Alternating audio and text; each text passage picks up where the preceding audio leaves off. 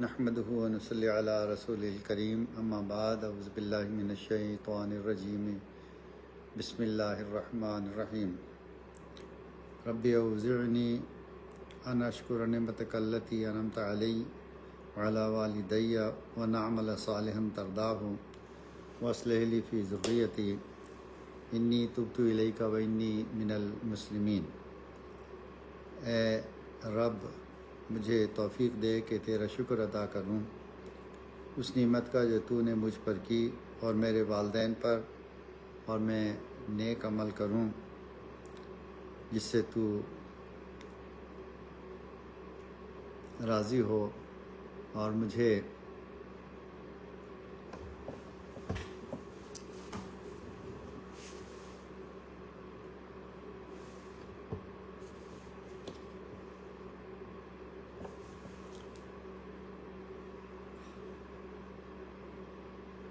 نیک اولاد عطا کر۔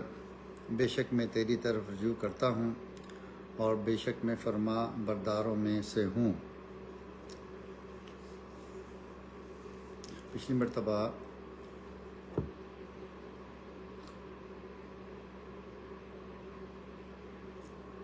بی بی فاطمہ رضی اللہ تعالیٰ عنہ اور حضرت علی کرم اللہ وجہہ کے نکاح کے بارے میں ہم نے شروع کیا تھا،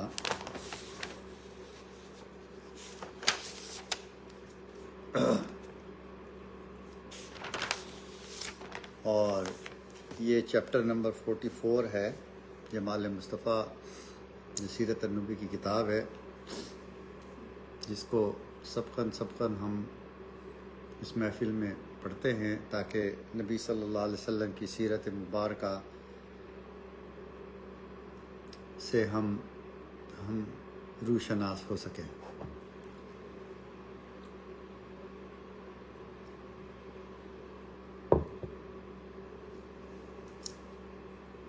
حضرت ابوبکر صدیق، حضرت عمر،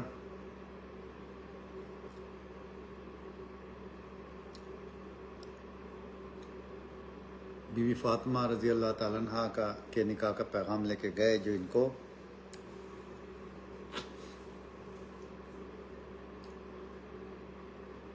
اللہ کے نبی صلی اللہ علیہ وسلم نے منظور نہیں کیا۔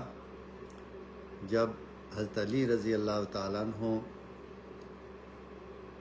پیغام لے کر گئے تو آپ نے انشاءاللہ فرمایا، جو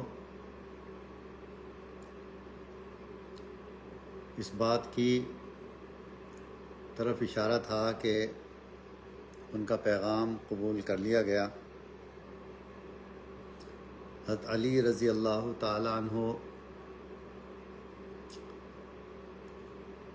کے نکاح کے پیغام کے بعد آپ صلی اللہ علیہ وسلم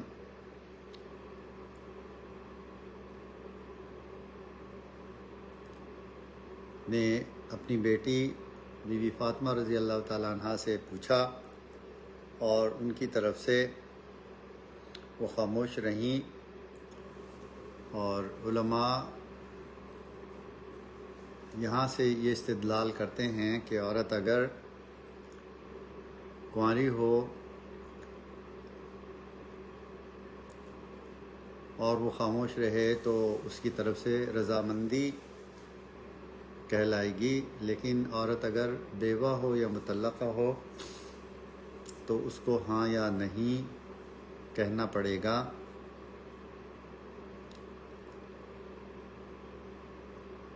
حضرت انس رضی اللہ تعالیٰ عنہ روایت کرتے ہیں کہ جب حضرت علی رضی اللہ تعالیٰ عنہ نکاح کا پیغام لے کر گئے تو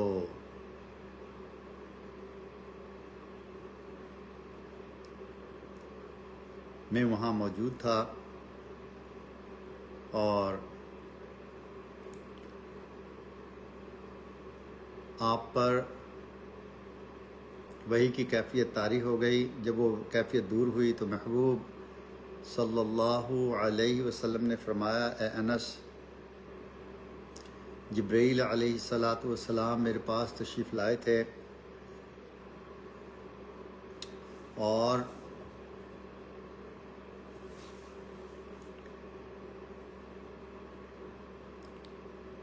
رب کا پیغام لے کر کے فاطمہ کا نکاح علی سے کر دو۔ کہ رضامندی کے بعد آپ نے حضرت علی رضی اللہ تعالیٰ عنہ کو بلایا اور فرمایا علی لوگوں کو جمع کرو۔ جب لوگ جمع ہو گئے تو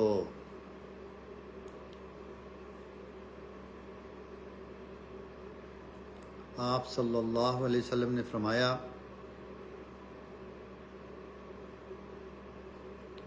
کہ حضرت جبریل علیہ الصلاۃ والسلام نے ابھی پیغام دیا ہے کہ علی رضی اللہ تعالیٰ عنہ کا نکاح فاطمہ رضی اللہ تعالیٰ عنہ سے کر دوں۔ پھر آپ نے خطبہ نکاح پڑھا اور حضرت علی رضی اللہ تعالیٰ عنہ سے دریافت فرمایا اے علی تمہیں 400 درہم کے عوض محمد صلی اللہ علیہ وسلم کی بیٹی فاطمہ قبول ہے؟ حضرت علی نے فرمایا میں نے قبول کیا اور سجدے میں چلے گئے اور دعا فرمائی رب اوزعنی ان اشکر نعمتک التی انعمت علی وعلی والدی وان اعمل صالحا ترضاہ واصلح لی فی ذریتی انی تبت الیک وانی من المسلمین۔ یہ سورہ قاف میں اللہ تعالیٰ نے کلام پاک کی آیتیں جو نازل کی ہیں آپ صلی اللہ علیہ وسلم نے دعا کی صورت میں ان کو پڑھا۔ نکاح کے بعد چھوارے اور خرمے تقسیم کیے گئے۔ تو یہ جو ہمارے ہاں نکاح کے بعد چھوارے تقسیم کیے جاتے ہیں یہ بھی سنت ہے۔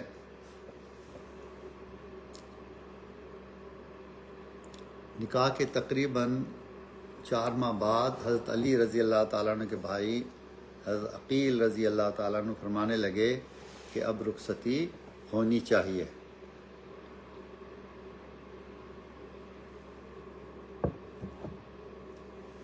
دونوں بھائی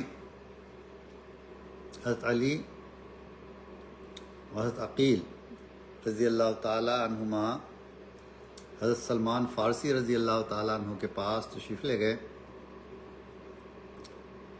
کہ وہ بارگاہ رسالت میں جا کر ہمارا پیغام عرض کر دیں، کیونکہ حضرت سلمان فارسی رضی اللہ تعالیٰ عنہ کا بہت مقام ہے۔ روایت میں آتا ہے کہ حضور صلی اللہ علیہ وسلم نے حضرت علی کرم اللہ وجہہ سے دریافت فرمایا وہ زرہ جو تمہیں بدر میں ملی تھی اس کا کیا ہوا؟ یاد رہے کہ بی بی فاطمہ رضی اللہ تعالیٰ عنہ کے نکاح اور رخصتی کے درمیان عظیم غزوہ بدر پیش آیا تھا۔ فرمایا وہ تو موجود ہے۔ محبوب صلی اللہ علیہ وسلم نے فرمایا بس اسی کو بیچ ڈالو، یہی کافی ہے، اور قیمت میرے پاس لے آؤ۔ انہوں نے 480 درہم میں زرہ کو فروخت کیا اور قیمت حضور صلی اللہ علیہ وسلم کی خدمت میں لے آئے۔ آپ صلی اللہ علیہ وسلم نے وہ قیمت حضرت بلال رضی اللہ تعالیٰ عنہ کو دی اور فرمایا کہ اس قیمت سے عطر و خوشبو لے آئیں، اور باقی رقم حضرت ام سلیم رضی اللہ عنہا کو دے دی کہ اس سے جہیز اور گھریلو چیزوں کا بندوبست کریں۔ تو یہاں ایک مسئلہ یہ نکلتا ہے کہ جو جہیز کا دینا یہ معیوب نہیں ہے۔ دراصل معیوب چیز جو ہے وہ یہ ہے کہ ہندوؤں کے ہاں عورت کا وراثت میں حصہ نہیں ہے اور وہ جہیز دے کے ٹرخا دیتے ہیں۔ مثال کے طور پر اگر باپ ارب پتی ہے، کروڑ پتی ہے، تو اس کو ہزاروں لاکھوں میں جہیز دے کے اور کروڑوں اور اربوں روپے بچا لیتے ہیں. اور یہ ٹرینڈ جو ہے وہ مسلمانوں میں بھی آ گیا، پاکستان میں بھی آ گیا. اور پھر وہ جہیز میں کوئی کار طلب کر رہا ہے، کوئی جو ہے وہ گھر طلب کر رہا ہے. خود مجھ سے میں جب اپنے بچے ذیشان کے رشتے کے لیے لڑکی دیکھ رہا تھا، پاکستان میں ہم اس لیے لڑکی دیکھتے ہیں کہ وہاں حیا جو ہے وہ ابھی موجود ہے. مادر پدر آزاد معاشرہ نہیں ہے. یہاں امریکہ میں بھی حیا ہے لیکن بہت کم ہے، 5% ہوگی، وہ بھی شاید میں زیادہ بتا رہا ہوں. اور وہ بچیاں اور بچے جو یہاں پیدا ہوئے ہیں 5-10% ابھی ہے یہاں پر ہوگا، لیکن 90%، 80-90% یہاں پر حیا کا جنازہ اٹھ چکا ہے. اور پاکستان میں 5-10% بے حیائی ہے جو آپ کو میڈیا پر نظر آتی ہے، لیکن اکثریت جو ہے وہاں پر ابھی حیا موجود ہے. میں نے اپنے بچے کا، بلکہ بچوں کا، 2 بچوں کا میں نے ابھی اسی سال اگست میں وہاں نکاح کیا ہے. تو بڑی بہو نے ہم سے پوچھا کہ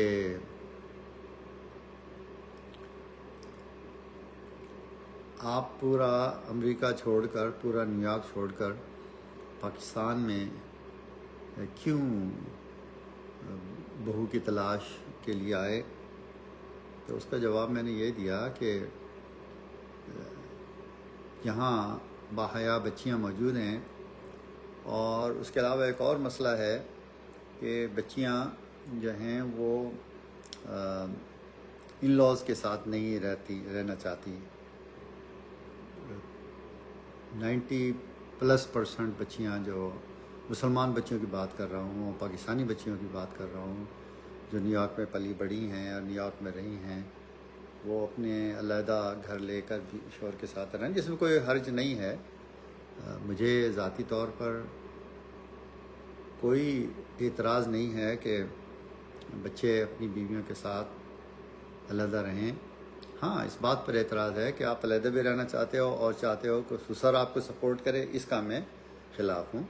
اگر بچیاں علیحدہ رہنا چاہتے ہیں، ان کا حق ہے، رہیں. وہ ضروری نہیں ہے ماں باپ کے ساتھ رہیں. لیکن میرا بیٹا ذیشان جو ہے وہ اپنے والدین، خاص کر اپنی ماں کے ساتھ رہنا چاہتا ہے. اور یہ کنڈیشن پہلے سے ہم بتا دیتے ہیں کہ بھائی، اور وہ پاکستان میں اب بھی، بلکہ ہماری جو چھوٹی بہو ہے، ان کے جو والدین ہیں، ان سے میں نے یہ کہا تھا کہ بھائی ہمارا فیملی اورینٹیڈ ماحول ہے، اور ہم یہ چاہتے ہیں کہ بچی وہ ان لاز کے ساتھ رہے، ساس سسر اور جو ہے نا دوسرے ان لاز ہیں، بردر ان لاز کے ساتھ. تو بیٹی میرے ساتھ نہیں رہتی، وہ اپنے علیحدہ گھر میں رہتی ہے. تو انہوں نے کہا ہم تو چاہتے ہی نہیں کہ بچی علیحدہ رہے. بہرحال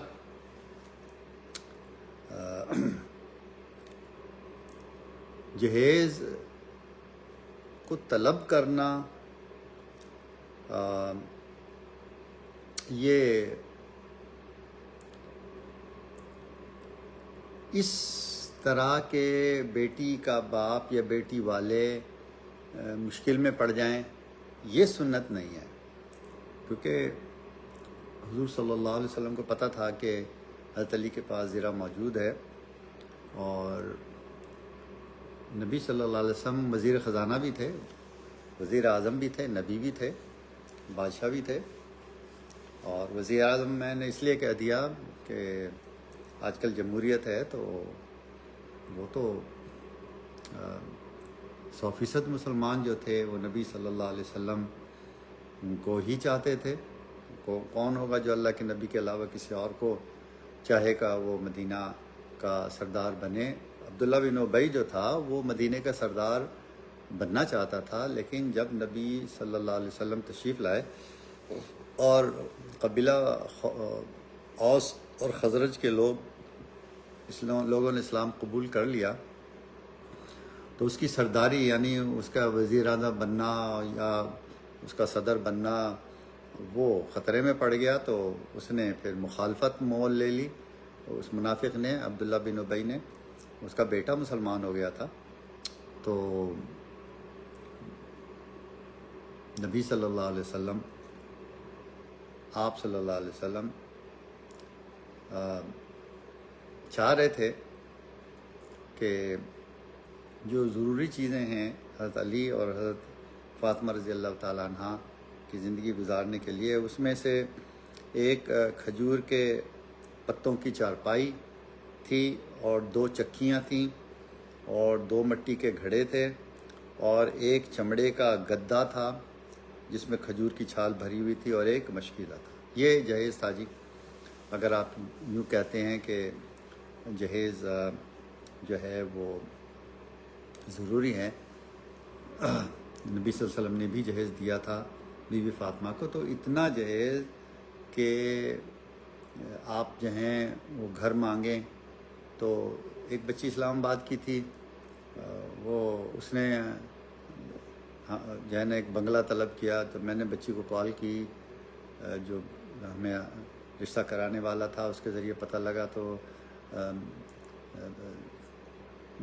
جہیز لعنت نہیں ہے۔ مولانا طاہر صاحب نے لکھا کہ جہیز ایک لعنت ہے۔ جہیز لعنت نہیں ہے، لیکن جہیز کو اس طرح جہیز کا طلب کرنا وہ جو ہے لعنت ہے، کیونکہ نبی صلی اللہ علیہ وسلم نے خود حضرت علی رضی اللہ عنہ سے کہا کہ اپنی زرہ کو آپ بیچ دیں، تو انہوں نے بیچ دیا، اور ضروری چیزیں جیسے ایک چارپائی تھی، اور جو 2 چکیاں تھیں، 2 مٹی کے گھڑے، ضروری چیزیں جو تھیں گھر کی، جس سے وہ گھر، کیونکہ اس زمانے میں ایک ہی کمرہ ہوا کرتا تھا بس، اور اسی میں ایک کونے میں وہ کچن ہوتا تھا، تو اور باہر کھیتوں میں جا کے فراغت کر لیا کرتے تھے، تو بس ایسی سادہ سی زندگی ہوتی تھی۔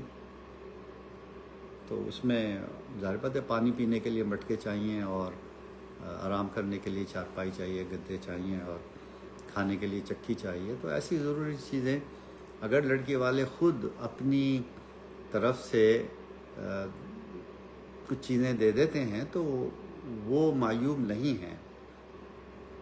اب وہ کچھ جذباتی لوگ، بس جی ہمیں تو جو 2 کپڑے پہنے ہوئے انہی کپڑوں میں آپ رخصت کر دیں، بلکہ آج کل تو یہ ہوتا ہے کہ وہ ایک بری چڑھائی جاتی ہے، اور بری میں جو ہیں وہ بچی کو کپڑے دیے جاتے ہیں۔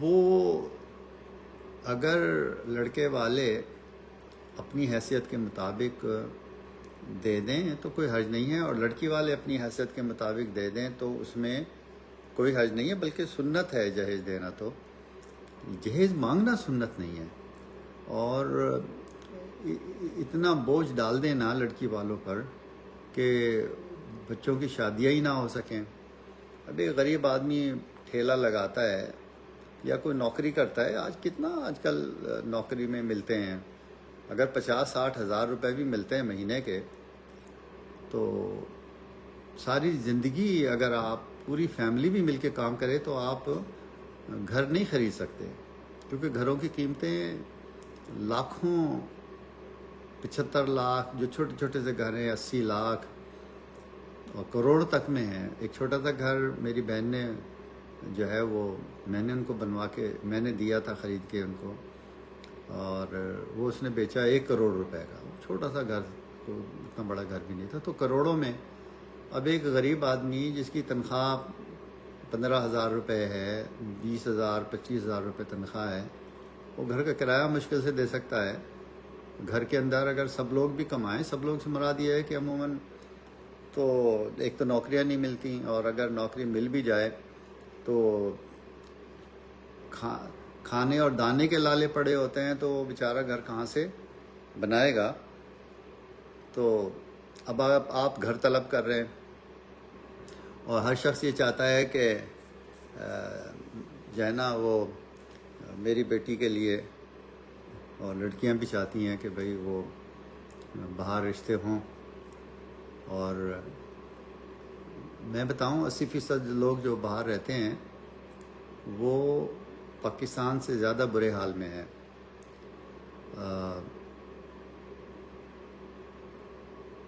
اگر وہ پاکستان میں رہتے تو زیادہ بہتر زندگی گزارتے۔ میں نے پاکستان میں دیکھا ہے کہ لوگ گھر کے کام کاج کرنے کو معیوب سمجھتے ہیں۔ وہ گھرانے جو زکوٰۃ لیتے ہیں انہوں نے بھی نوکر گھر میں رکھے ہوئے۔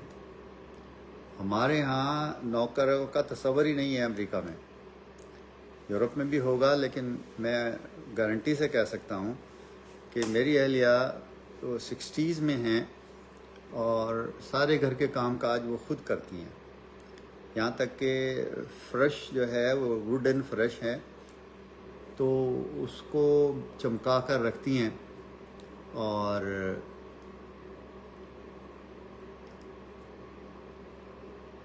کپڑے دھونا، کھانا گھر کا خود پکانا، یہ کام پاکستان میں اکثر لوگوں کے ہاں وہ میں نے دیکھا، بھاولپور میں بھی دیکھا، گھر میں کراچی میں کپڑے دھونے کے لیے کوئی اور نوکرانی آ رہی ہے، جھاڑو دینے کے لیے کوئی اور نوکرانی آ رہی ہے، کھانے پکانے کے لیے کوئی اور نوکر۔ میں امیروں کی بات نہیں کر رہا، میں ان لوگوں کی بات کر رہا ہوں جو خود زکوٰۃ صدقات لیتے ہیں اور لیتے رہے ہیں۔ اپنا خود کام کرنے کو معیوب سمجھا جاتا ہے، ایک بات تو یہ ہے۔ دوسرا، اگر پاکستان میں عورت پریگننٹ ہو جائے، جی اس کو ہاتھ مت لگانا، جھکنا مت، یہ نہ کرنا۔ ہمارے ہاں امریکہ میں ابھی میرے ساتھ ایک ٹیکنیشین ہے، وہ پریگننٹ ہے، کام کر رہی ہے، اس کو 6واں یا 7واں مہینہ شروع ہو رہا ہے۔ اس سے پہلے ہماری مینیجر پریگننٹ تھی، وہ 8ویں 9ویں مہینے تک وہ آخری دن تک کام کرتی رہی، اور بلکہ وہ کام کر کے گھر گئی ہے، اس کو درد ذیل ہوا ہے، کنٹریکشنز ہوئے، ہاسپٹل گئی، اور وہ بچے کو آخری دن تک۔ اور یہ بڑے بڑے ڈاکٹرز اور نرس ہیں جو عورتیں ہیں اس لیول کی، یہ بھی۔ لیکن پاکستان میں ہمارے یہاں بچیاں ہاتھ باندھ کیسے کھڑی ہو جاتی ہیں، اور وہ کہتی ہیں کہ جی مجھے تو کوئی منع کر رہا ہے کہ جو ہے نا وہ آپ گھر کے کام نہ کریں۔ حالانکہ پریگننسی میں اگر گھر کے کام کیے جائیں تو وہ ایک ایکسرسائز ہوتی ہے، اور اس سے درد ذیل میں جو ہے وہ کم ہوتے ہیں، اور پیدائش کے وقت بچہ آسانی کے ساتھ جو ہے وہ باہر آ جاتا ہے۔ لیکن پاکستان میں چونکہ کام نہیں کرتے تو اس لیے شوہر صاحب بھی نخرے اٹھانے لگتے ہیں عورت کے۔ بھئی اللہ کے بندے، عورت پریگننٹ ہوئی ہے تو ایک کون سی اس کا کام ہی پریگننٹ ہونا ہے، اللہ تعالیٰ نے اسی کو صلاحیت دی ہے۔ مرد تو بچہ پیدا کرنے سے رہا، مرد تو ایک ڈونر ہے، وہ تو ایک عطیہ عورت کو دے دیتا ہے، اور اس کو وہ پھر سنبھال کے رکھتی ہے 9 مہینے تک اپنے پیٹ میں۔ اللہ نے عورت کو یہ صلاحیت دی ہے، وہ درد جو عورت کو ہوتے ہیں اس کو برداشت کرنے کی بھی صلاحیت اللہ تعالیٰ نے عورت میں دی ہے۔ مجھے اچھی طرح یاد ہے کہ میری جو اہلیاں ہیں، جتنے بھی میرے بچے پیدا ہوئے ہیں، کوئی بچہ جو ہے وہ آپریشن سے نہیں پیدا ہوا۔ لیکن پاکستان میں اتنے نخرے ہوتے ہیں کہ وہ جس کو دیکھو وہ سی سیکشن سے بچے پیدا ہو رہے ہیں، اور وہ ہزاروں لاکھوں روپے جو ہیں وہ گائنیکالوجسٹ لے رہی ہیں۔ عورت چونکہ نخرے کرتی ہیں، اور اس کے بعد جب وہ پریگننٹ ہوتی ہیں وہ کھٹواٹی پٹواٹی لے کے بستر پہ پڑ جاتی ہیں، اور ان کو جو ہے نا ان کے نخرے اٹھائے جاتے ہیں۔ اللہ کی بندی ہو، تمہاری ذمہ داری ہے تم بچے پیدا کرو، اور اللہ تعالیٰ نے آپ کو یہ صلاحیت دی ہے کہ آپ جو ہے نا وہ بچوں کو پیدا کریں، یہ عورت کی ذمہ داری ہے۔ اور پھر اس کی بچے پیدا ہونے کے بعد ان کا خیال رکھنا، ان کی تربیت کرنا، یہ بھی عورت کی ذمہ داری ہے۔ اور 7 سال تک لڑکا، اور 13 سال تک 12-13 سال تک جب تک ماہواری شروع نہیں ہوتی بچی کی، وہ عورت کی ذمہ داری ہوتی ہے کہ وہ بچوں کی دیکھ بھال کرے. اور پہلے 5 سال تو جو ہے وہ ماں کی گود بچے کا مدرسہ ہوتا ہے. اور گاندھی جو تھا وہ بے ایمان تھا، لیکن وہ یہ کہتا تھا کہ پہلے 5 سال بچوں کو مدرسے نہیں بھیجنا چاہیے. اور یہاں پر بھی جو اسکول شروع ہوتے ہیں وہ 5 سال کی عمر سے شروع ہوتے ہیں، جو آفیشیل ہوتے ہیں کے جی کہلاتے کنڈر گارٹن. تو کنڈر گارٹن یہ پہلی جماعت سے پہلے جو ہوتا ہے اس میں بچے کو سدھ بودھ سکھاتے ہیں، باتھ روم جانے کا طریقہ سکھاتے ہیں، اور اس کے بعد یہ ہے کہ الفاظ کی شناخت اور شیپس کی شناخت کہ یہ گول ہے، یہ تکونا ہے، یہ چوکور ہے، یہ مربع ہے، یہ مستطیل ہے. اس قسم کی تربیت.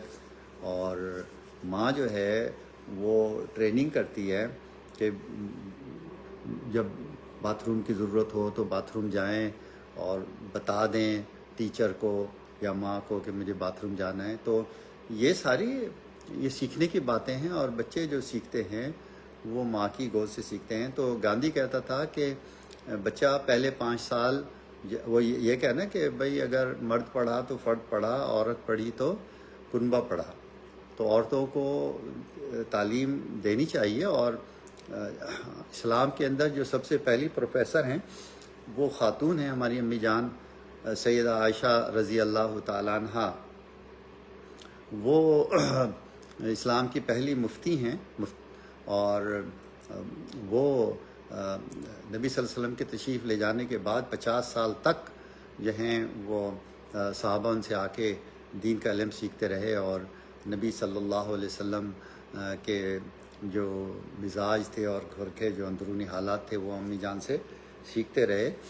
تو عورت کا تو مقام ہی جو ہے وہ بہت اعلیٰ اور عرفہ ہے، اور اس کا کام یہی ہے کہ وہ بچوں کی تربیت کرے. عورت جو ہے، اور تربیت سے مراد اچھی تربیت ہے. تو اب چونکہ ایک ہی کمرہ ہوتا تھا، اب یہاں سے ایک نیا مسئلہ نکلتا ہے کہ گھر میں ساس، نندیں اور بھابیاں ہوتی ہیں. تو ایسے ماحول میں ہوتا یہ ہے کہ اگر مرد کے پاس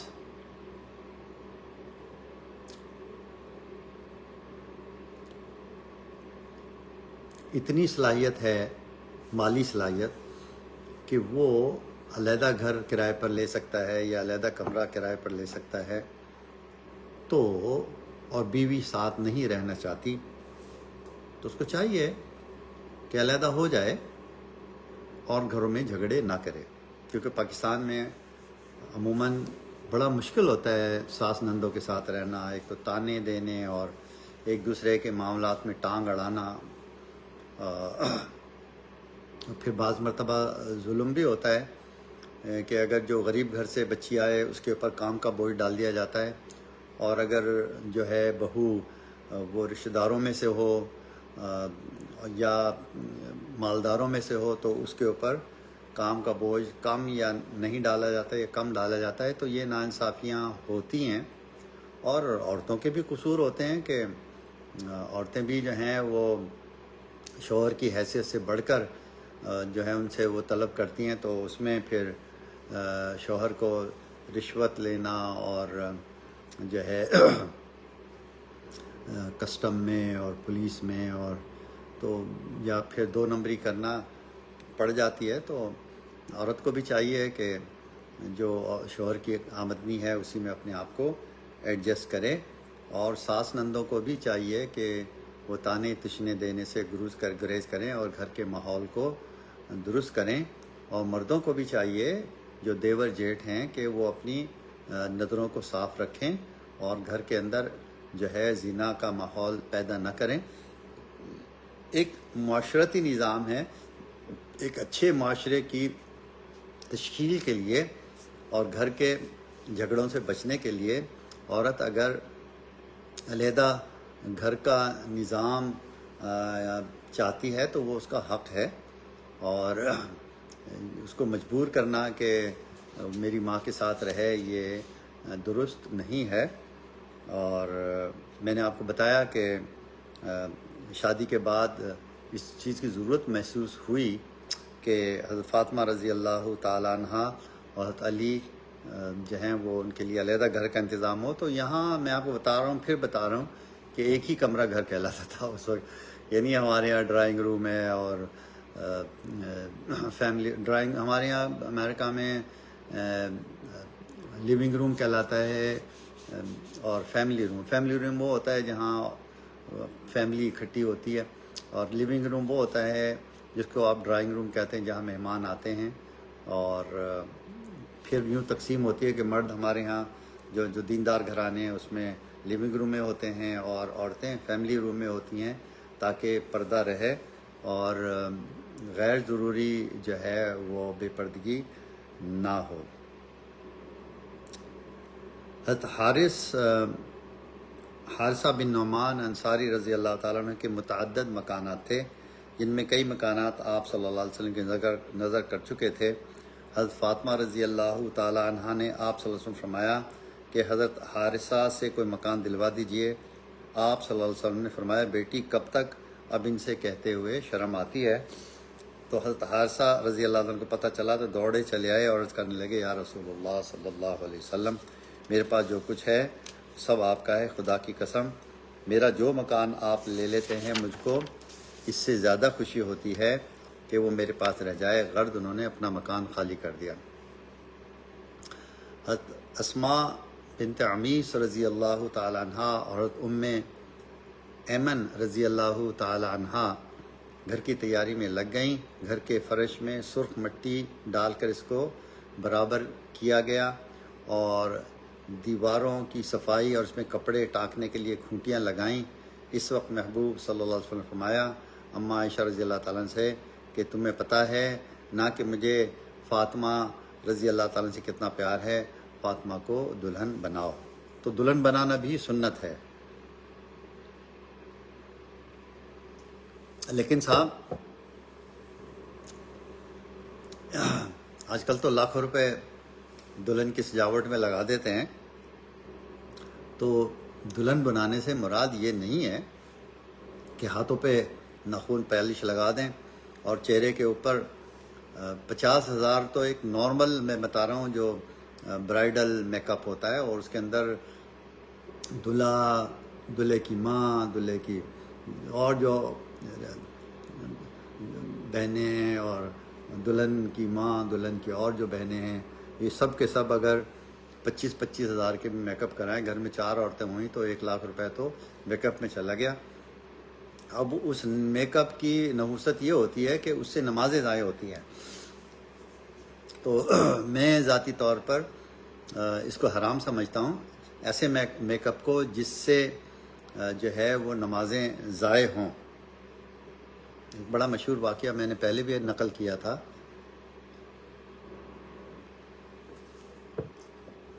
کہ ایک عرب دلہن تھی، اس کو میک اپ کرایا اور ہزاروں ریال لگے میک اپ میں۔ مغرب کی یا عشاء کی اذان ہوئی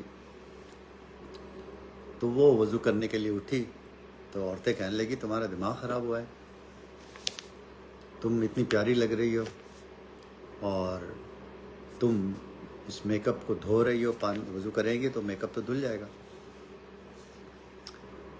اس بچی نے جو جواب دیا، عرب بچی نے، وہ سونے کے قلم سے لکھنے کے قابل ہے۔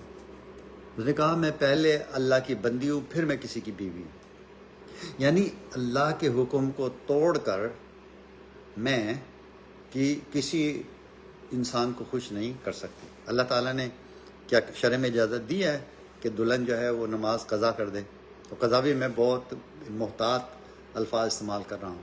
یہ عورتیں ہیں جو میک اپ زدہ ہوتی ہیں، وہ جو نمازیں چھوڑ دیتی، کیا ان کو دہراتی ہیں نمازوں کو؟ جو چھوٹی ہوئی نمازیں، قضا عمری نہیں دہراتی ہیں اکثر عورتیں، تو وہ میک اپ والی نمازیں کہاں دہرائیں گی؟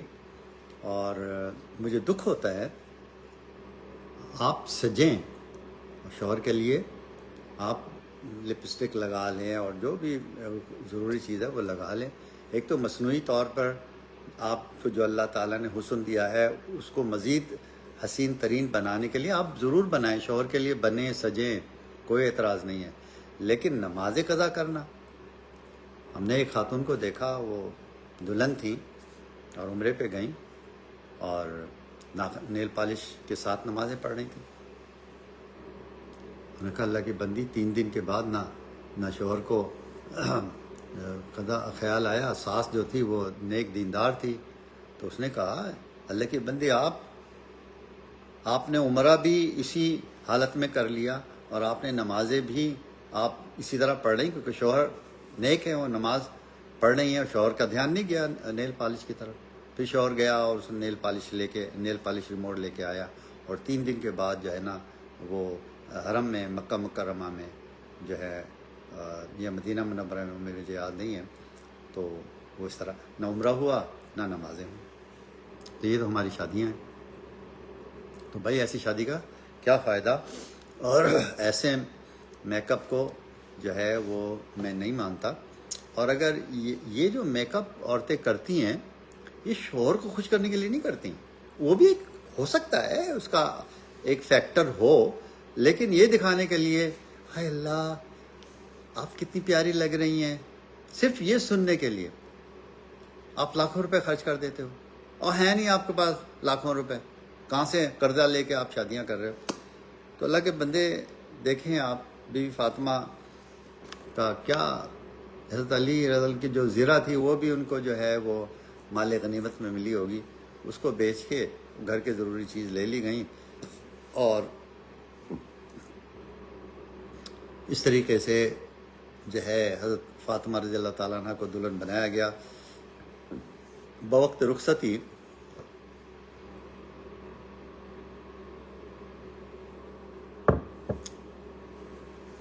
حضرت علی رضی اللہ تعالیٰ عنہ، حضرت عقیل رضی اللہ تعالیٰ عنہ، حضرت سلمان فارسی رضی اللہ تعالیٰ عنہ، یہ 3 حضرات تشریف لائے. اونٹنی کو دروازے پر بٹھایا.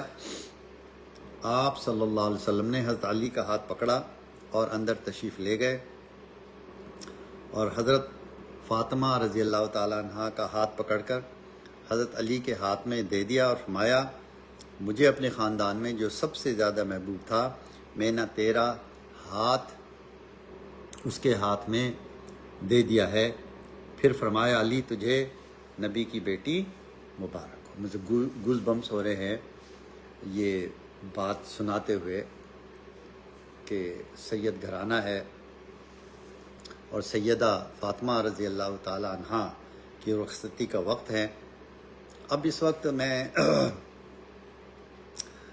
بتاؤں کہ جو 3 ائمہ ہیں، امام شافعی رحمہ اللہ تعالی، امام احمد بن حنبل رضی اللہ رحمہ اللہ تعالی، اور امام مالک رحمہ اللہ تعالی، یہ تینوں امام جو ہیں وہ نکاح کے وقت یہ جو ولی ہوتا ہے وہ داماد کو ہاتھ پکڑ کر ایسے میں نے دیکھا ہے معانقہ کرتے ہیں، اور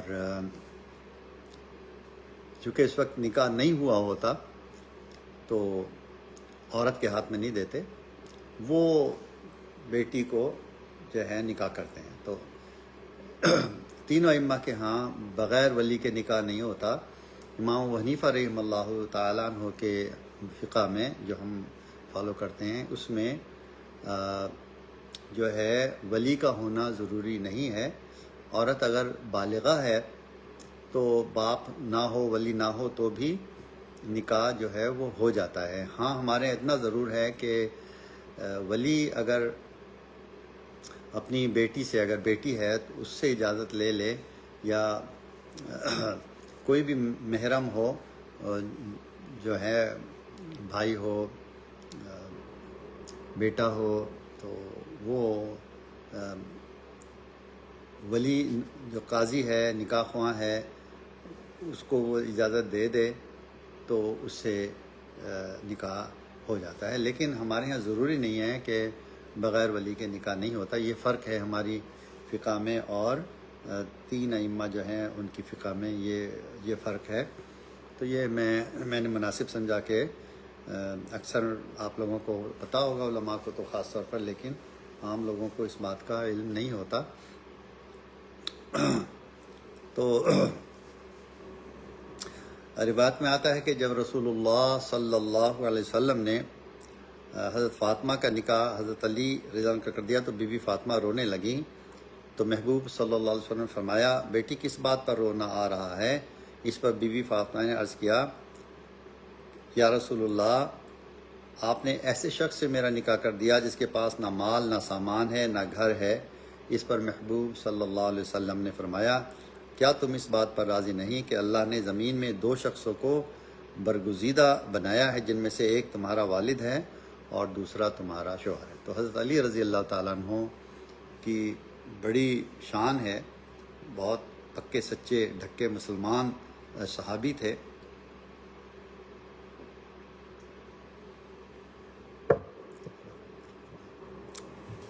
ایک اور روایت میں ہے کہ آپ صلی اللہ علیہ وسلم نے فرمایا کہ میں نے اس شخص سے تمہارا نکاح کیا ہے جو سب سے پہلے اسلام لایا. آپ کی عمر شاید 10 سال تھی، تو بچوں میں سب سے پہلے اسلام لائے اور علم کے اعتبار سے دانا ترین ہے. تو جیسے حدیث مبارکہ ہے نا، مفہوم مجھے یاد آ رہا ہے کہ میں علم ہوں علی اس کا باب ہے، اور تم میری امت کی عورتوں میں سے بہترین ہو، جس طرح مریم علیہ السلام اپنی قوم میں بہترین خاتون تھی. جب جبرائیل علیہ السلام تشریف لائے اور امی مریم نے ان کو دیکھا تو کہا کہ میں تمہیں اللہ کا واسطہ دیتی ہوں کہ تم میرے قریب مت آنا. وہ ظاہر بات ہے انسانی شکل میں آئے ہوں گے. تو فرمایا کہ میں فرشتہ ہوں اور میں تمہیں ایک بیٹے کی بشارت لے کر آیا ہوں. تو کہا کہ میں کیسے میرے ہاں بیٹا ہو سکتا ہے کہ نہ تو میں فاحشہ ہوں اور نہ تو میں شادی شدہ ہوں اور نہ میں گنہگار ہوں، فاحشہ ہوں. تو اس پر فرمایا کہ یہ تو اللہ کی طرف سے حکم ہو چکا، اور آپ اللہ کے حکم سے جو ہے حاملہ ہو گئی. حضرت عیسیٰ علیہ السلام ماں کے پیٹ میں اللہ کے حکم سے تشریف لے آئے. اس کے بعد رخصتی کی بات ہو رہی ہے. نبی صلی اللہ علیہ وسلم نے ایک پیالے میں پانی منگوایا اور اس پر معوذتین پڑھ کر دم کیا، اور اس میں لعاب مبارک ڈالا اور اپنی انگلیاں مبارک اس میں ڈال کر پانی ان دونوں کے سینے پر چھڑکا اور پھر فرمایا کہ دونوں پانی پی لو. تو یہاں سے اگر مجھے صحیح یاد آ رہا ہے تو رقیہ یا رق جو ہے وہ دم کرنے کو شاید رقیہ کہتے ہیں. تو پانی پر دم کرنا یا جسم پر دم کرنا، اس کا جواز نکلتا ہے پھونک. کچھ لوگ جو ہیں وہ اس کو بدعت کہہ دیتے ہیں، وہ بھی جو ہے وہ بے احتیاطی کی بات ہے، ہر چیز بدعت نہیں ہوتی. تو میری اہلیہ مجھے روز میرے اوپر دم کر کے اور پھونک کے پورے چہرے کے اوپر، پورے جسم کے اوپر، اور نبی صلی اللہ علیہ وسلم تو ہاتھ مبارک پر دم پھونک رقیہ کر کے پھونک مار کے دم کرتے تھے. اور آپ کے وصال کے وقت امی جان حضرت عائشہ رضی اللہ تعالیٰ عنہ شاید معوذتین پڑھتی ہوں گی، قرآن پڑھ کے آپ کے دست مبارک پر پھونک کے اور آپ کے جسم پر انہوں نے پھیرا آپ کے اپنے ہاتھوں کو، اور تو حضرت علی رضی اللہ تعالیٰ نے حضرت فاطمہ کو اونٹنی پر بٹھایا، آپ نے حضرت اسماء بنت عمیس اور حضرت ام ایمن کو ساتھ روانہ فرمایا۔ تو یہ تھی چھوٹی سی برات، 5 لوگ تھے اور چھٹے نبی صلی اللہ علیہ وسلم تھے، اور 2 دلہا دلہن تھے۔ تو حضرت علی کے گھر میں اتری، آپ نے حضرت علی سے فرمایا کہ علی میرا انتظار کرنا، میں عشاء پڑھ کر آؤں گا۔ عشاء کے بعد آپ تشریف لے گئے، دوبارہ پیالے میں پانی منگوایا، اس پر دم فرمایا، ان دونوں کے سینے پر چھڑکا، دونوں کے بازوؤں پر چھڑکا، کمر پر بھی چھڑکا، اور دعا فرمائی اللہم انی اعوذ بکا وذریتہا من الشیطان الرجیم، میرے مالک ان کے جمع ہونے میں برکت عطا فرما، اور ان کو سعادت عطا فرما، اور ان کو نیک اولاد عطا فرما۔ یہ تو جی برات ہو گئی اور رخصتی ہو گئی۔ ایک چیز آپ نے اگر نوٹ کی ہو تو یہاں تک کھانے کا کوئی انتظام نہیں تھا، تو یہاں سے علماء نکالتے ہیں کہ یہ جو لڑکی والوں کی طرف سے کھانا ہوتا ہے جس کو فرض عین سمجھا جاتا ہے، یہ ضروری نہیں ہے۔ ہاں ولیمہ جو ہے نا وہ سنت ہے، جس کا ذکر ابھی آئے گا کہ دوسرے دن آپ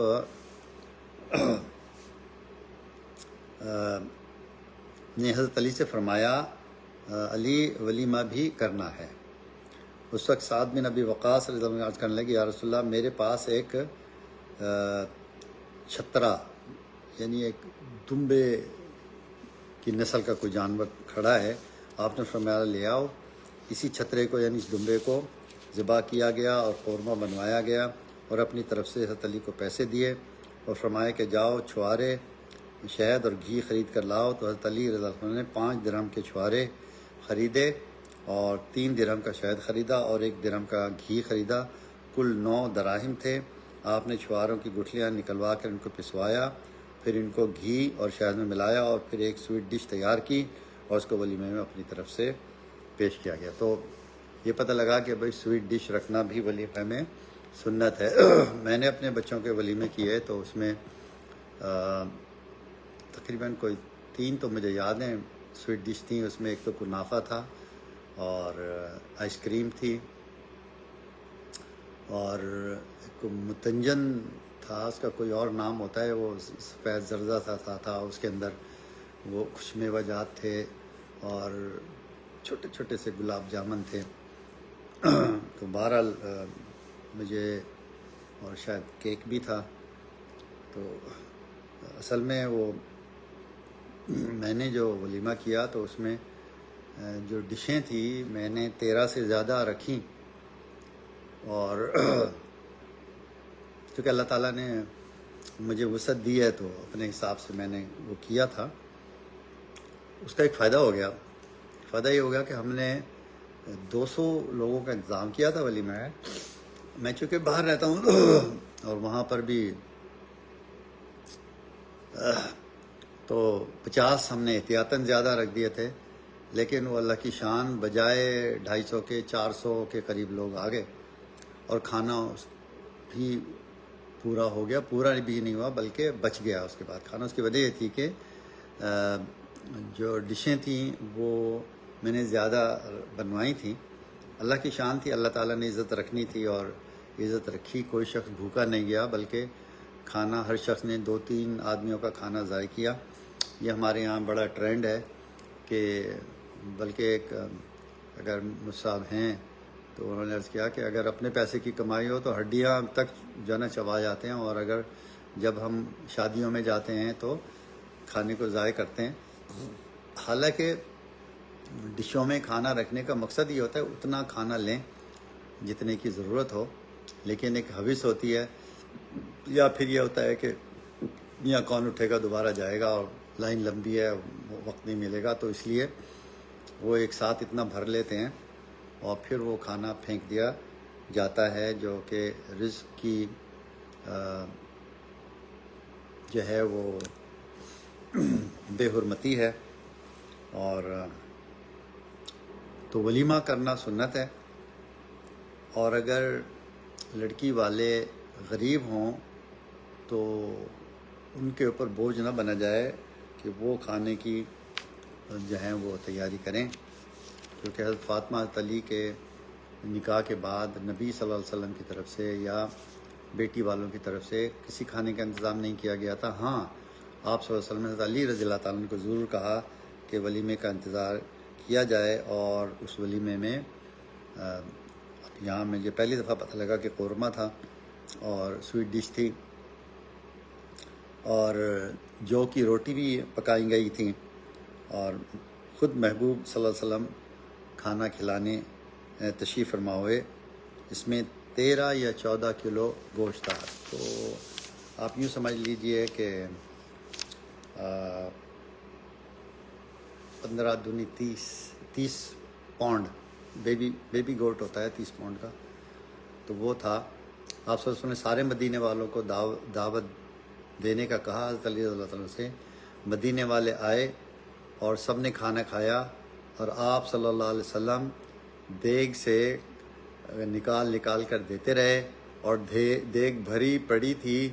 معلوم ہوا کہ ولیمے میں تکلف کرنا سنت ہے اور سادگی بھی سنت ہے، لیکن خرافات اور فضولیات نہ ہوں۔ جیسے میں نے آپ کو بھی کہا کہ بھائی کھاؤ، رج کے کھاؤ، لیکن ضائع مت کرو، یہ گناہ ہے۔ اور پھر دوسری بات یہ ہے کہ پتہ نہیں رزق کے کس دانے میں برکت ہے، آپ جو پھینک رہے ہو اس میں برکت ہے تو آپ کی زندگی میں بے برکتی آ جائے گی۔ لوگ اس کو نہیں سمجھتے، وہ سمجھتے ہیں کہ بس وہ ایک دفعہ بھر لیں پلیٹ اور اس کے بعد جو ہے دے مار 4.5۔ گھر میں بھی یہی ہوتا ہے، بچے ہمارے، خود میرے اپنے بچے اتنا نکال لیتے کھانا، وہ پھینکتے ہیں، پھر اس کو دل دکھتا ہے میرا، میں کیا کروں۔ جو مولانا طاہر صاحب میرے ساتھ تھے، ہم کربوگا گئے تھے، تو اس وقت ان کو میں نے کہا تھا کہ بھئی اگر ڈش سامنے رکھی ہوئی ہے، یہ تو شادی بھی نہیں ہے، آپ اپنا اتنا لو جتنا آپ کھا رہے ہو، بعد میں پھر اور لے لو، کسی نے آپ کا ہاتھ پکڑا ہے، اور اگر دوبارہ نہیں ملتا، تھوڑی سی بھوک رہ جاتی ہے تو اس سے صحت ہوتی ہے، خون اچھا بنتا ہے۔ اگر آپ ٹکا کے کھا لیں گے تو اس سے بدہضمی ہوتی ہے، پیٹ میں جلن بھی ہوتی ہے، اور جو ہیں وہ مسائل پیدا ہوتے ہیں، اور جتنے بھی بیماریاں ہیں وہ زیادہ کھانے سے پیدا ہوتی ہیں۔ کم کھانے سے بیماریاں ختم ہوتی ہیں، زیادہ کھانے سے بیماریاں بڑھتی ہیں۔ اور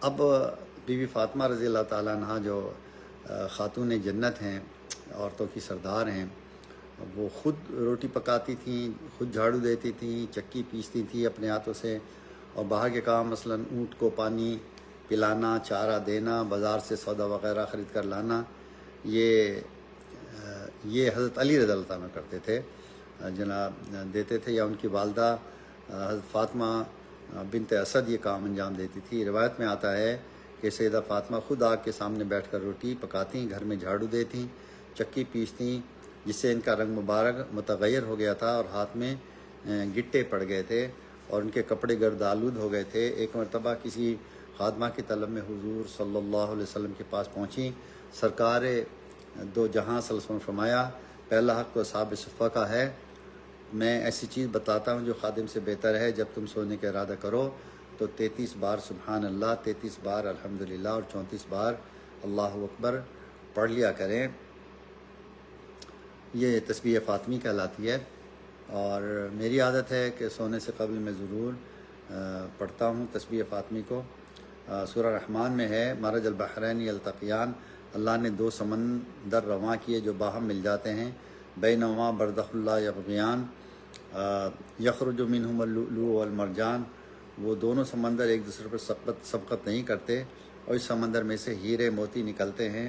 علماء اس آیت کی تشریح اس انداز سے کرتے ہیں کہ 2 سمندر سے مراد ایک سمندر ولایت حضرت علی رضی اللہ تعالی عنہ، اور دوسرا سمندر عصمت و طہارت حضرت فاطمہ رضی اللہ تعالی عنہ ملتے ہیں۔ وہ دونوں سمندر ایک دوسرے پر سبقت نہیں کرتے، اور ان کے ملنے سے لؤلؤ اور مرجان پیدا ہوتے ہیں۔ لؤلؤ سے مراد حضرت حسن، اور لؤلؤ سبز رنگ کا ہوتا ہے، حضرت حسن کو زہر دے کر شہید کیا گیا۔